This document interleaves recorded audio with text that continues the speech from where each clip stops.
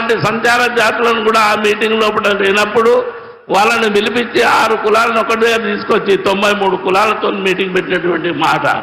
సంచార జాతులే కాకుండా ప్రతి కులంతో నాకు అనుబంధం ఉంది. 93 కులాల బ్యానర్లు కట్టినట్టు ఏకైక వ్యక్తి కాసాని జ్ఞానేశ్వర్ ఆ రోజు.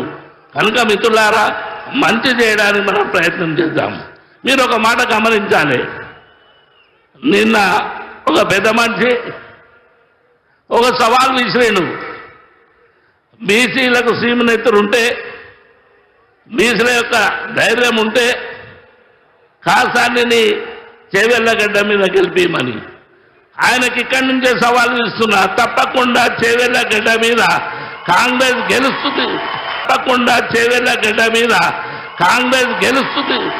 కాసాని జ్ఞానేశ్వర్ గెలుస్తున్నాడు. మరి ఈ గడ్డ నుండే మరి పెద్దలు